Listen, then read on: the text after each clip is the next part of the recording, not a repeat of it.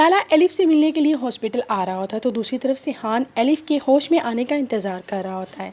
थोड़ी ही देर बाद एलिफ को होश आ जाता है और जो सिहान को देखकर वो भी बेहद खुश हो जाती है और सिहान भी उसे देख के बेहद खुश हो जाता है।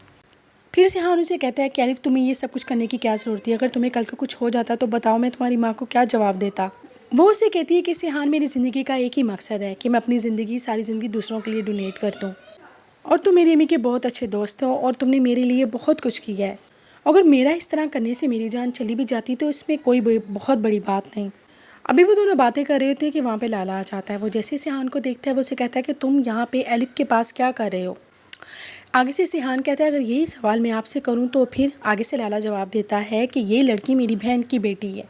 उसकी बात सुनते सिहान को बहुत ज़्यादा गुस्सा आ जाता है। वो कहता है कि तुम किस किस्म के इंसान हो? एक तरफ तुम उसे गोली चलाते हो, दूसरी तरफ से तुम उसका पता करने के लिए हॉस्पिटल आ जाते हो। आगे से लाला जवाब देता है कि मेरे आदमियों की बंदूक का निशाना तो तुम थे, लेकिन आगे से ये बच्ची आ गई और तुम बच गए। मैं तो तुम्हें यही कहूँगा, अब तुम जाओ यहाँ से और तुम्हारा इस लड़की के साथ किसी भी किस्म का कोई ताल्लुक़ नहीं है। आगे से सिहान लाला को जवाब देता है कि मुझे नहीं पता आपकी मेरे बाबा के साथ किस किस्म की दुश्मनी है, लेकिन आप मुझे गलत समझ रहे हैं।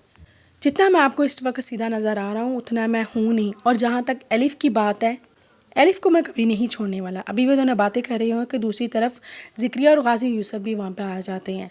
उतनी देर में लाला गाजी यूसुफ का कहता है कि तुम अपने बेटे को समझा लो और इसे कहो कि ये इस लड़की से दूर रहे।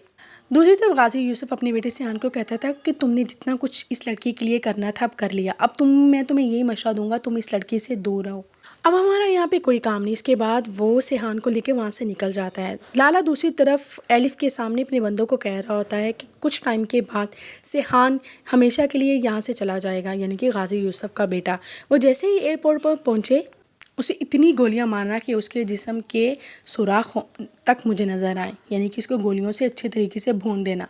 दूसरी तरफ गाजी यूसुफ और सिहान जैसे ही घर वापस आते हैं तो गाजी यूसुफ सिहान को कहता है कि सिहान, मैंने तुम्हारी अमेरिका की टिकट बुक करवा दी है। तुम्हें बहुत जल्द ये पाकिस्तान छोड़कर अब अमेरिका चले जाओ।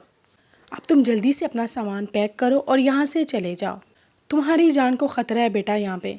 आगे से सिहान अपने बाबा को कहता है कि आप ये सब कुछ लाला की वजह से कह रहे हैं ना, और उसके डर की वजह से मुझे यहाँ से दूर भेज रहे हैं। लेकिन बाबा, बस बहुत हो गया। मैं आपको साफ अल्फाजों में ये कहना चाहता हूँ कि बाबा, मैं यहाँ से कहीं नहीं जाने वाला, या फिर मैं ये समझूंगा कि आप लाला से डर गए हैं। सिहान की ये बातें सुनने के बाद गाजी यूसुफ बेहद गुस्से में आ जाता है। वो कहता है कि तुम अभी अपने बाप को जानते नहीं हो। मेरी ज़िंदगी में अगर सबसे ज़्यादा कोई अहम है तो वो मेरा बेटा सिहान तुम हो। मुझे तुमसे बढ़कर कोई नहीं है। तुम्हें नहीं पता लाला किस किस्म का आदमी है। वो तुम्हारी जान लेने के लिए भी कुछ भी घटिया हरकत कर सकता है और मैं नहीं चाहता कि मेरे बेटे को किसी भी किस्म की कोई तकलीफ़ पहुंचे, वो भी मेरे दुश्मनों से। लेकिन सिहान अपने बाप को यही बार बार कहता है कि मैं यहाँ से नहीं जाने वाला, चाहे कुछ भी हो जाए। उसका बाप उसका अच्छे तरीके से ब्रेन वॉश करने की कोशिश भी करता है कि वो किसी भी तरह से करके एलिफ को छोड़ दे, लेकिन मुझे नहीं लगता कि सिहान वापस जा पाएगा और वो कभी भी एलिफ को छोड़ पाएगा, क्योंकि उसमें और एलिफ में बहुत ज़्यादा नज़दीकियाँ आने वाली हैं। ओके दोस्तों, ये थी मेरी आज की प्रेडिक्शन जो मैंने आपके साथ शेयर कर दी। देखते रहिए हमराही ड्रामा।